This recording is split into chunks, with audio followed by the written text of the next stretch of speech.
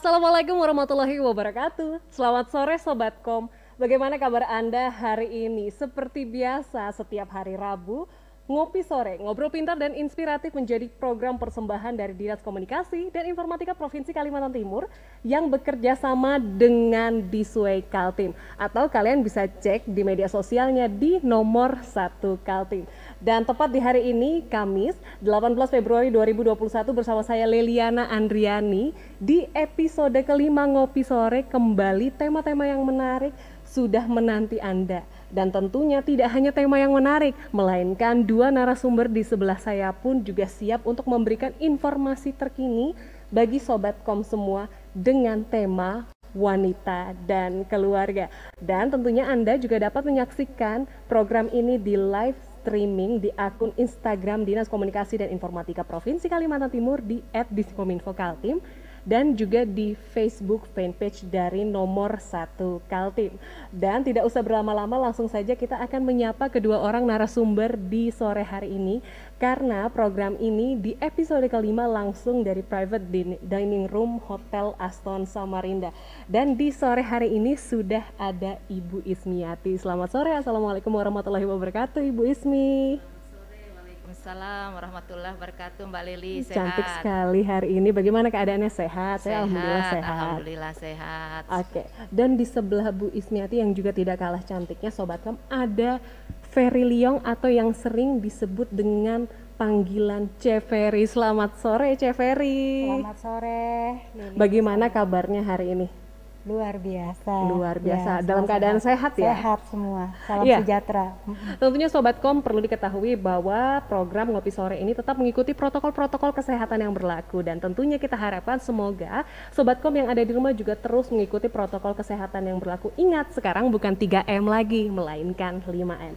Dan tidak usah berlama-lama, di segmen 1 ini kita juga akan mengupas di awal tema mengenai wanita dan juga keluarga. Sekarang kita mau beralih ke Ibu Ismiati dulu, yang seperti kita ketahui merupakan kepala dari Badan Pendapatan Daerah. Sebelum kita masuk mengenai pembahasan wanita dan keluarga, bagaimana Bu pendapatan daerah khususnya untuk Kalimantan Timur sendiri di tahun 2020 kemarin?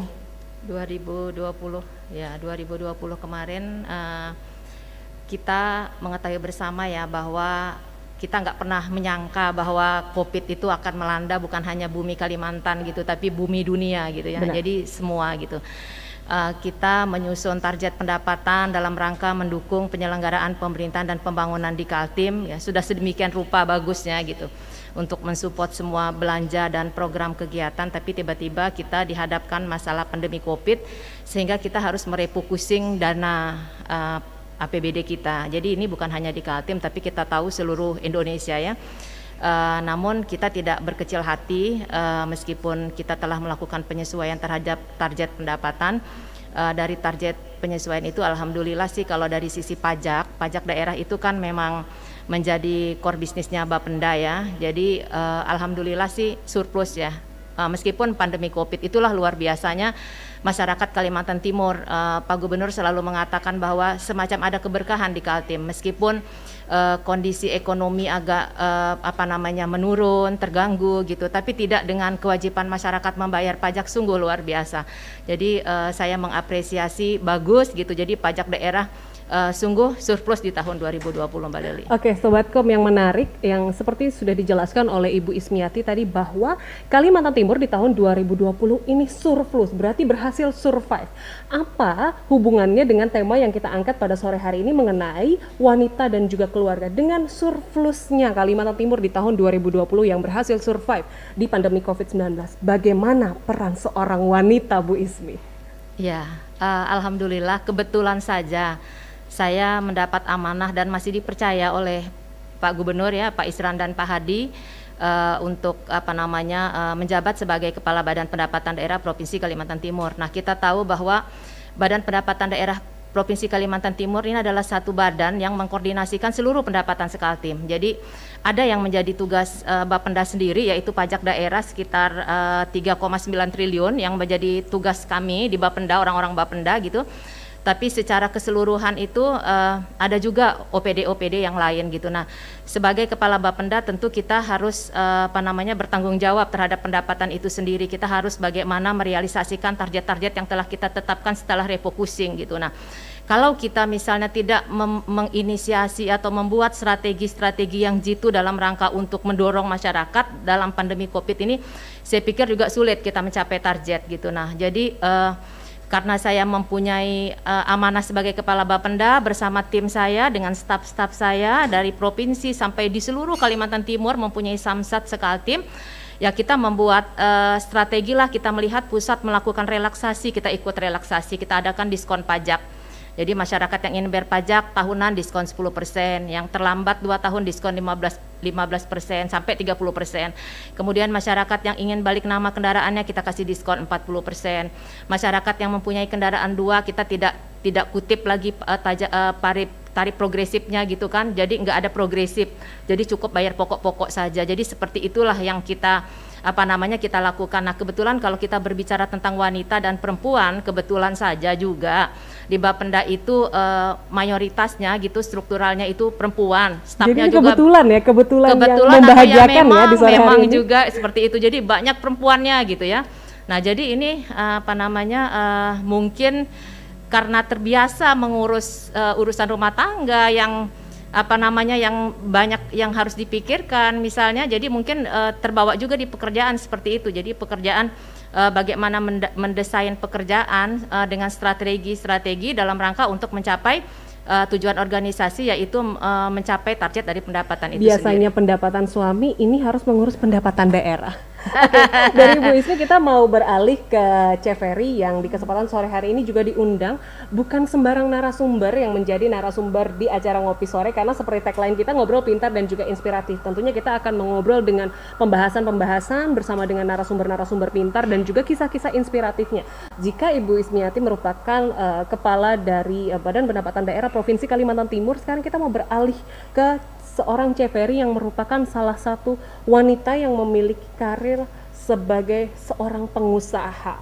Nah, seperti apa untuk kisah inspiratif dari Ceferi yang ingin Ceferi bagikan sebagai seorang wanita yang juga survive? Kalau Bu Ismi survive dengan jabatannya sebagai kepala pendapatan daerah, bagaimana dengan seorang Ceferi sebagai seorang pengusaha wanita? Karena seperti kita ketahui bahwa mayoritas pengusaha itu adalah laki-laki. Silakan Ceferi. Saya rasa itu hanya semacam semacam stereotip ya. Selama ini orang hanya berpikir pengusaha itu laki-laki. Sebenarnya dengan zaman sekarang ini saya rasa sama saja, pengusaha perempuan juga ada ya, dan keberadaan pengusaha perempuan juga layak diperhitungkan gitu ya, tanpa mengurangi respect kita terhadap suami dan juga para pengusaha laki-laki ya. Jadi kalau dengan pengusaha pria ya itu sebagai partner lah dalam hal itu. Dan kalau di zaman COVID ini, di zaman pandemi ini, bukan merupakan satu alasan, satu excuse dengan COVID ini segala sesuatu jadi susah buat kami. Justru ini adalah satu kesempatan. Kalau buat saya pribadi ini adalah satu momentum, satu kesempatan di mana kita harus fight untuk belajar lebih lagi. Jadi ini menurut saya adalah satu akademi pelatihan buat kita. Mungkin sebelumnya kita tidak terlalu aware, kita tidak terlalu sadar dengan namanya kayak kebersihan, kayak protokol-protokol yang sekarang malah itu menjadi hal wajib ya. Hal wajib, new normal. Dan kita harus respect dengan new normal itu, dan kita harus belajar untuk penyesuaian gitu loh. Karena itu sangat bermanfaat bukan hanya buat kita pribadi, tetapi juga bisa menjadi teladan.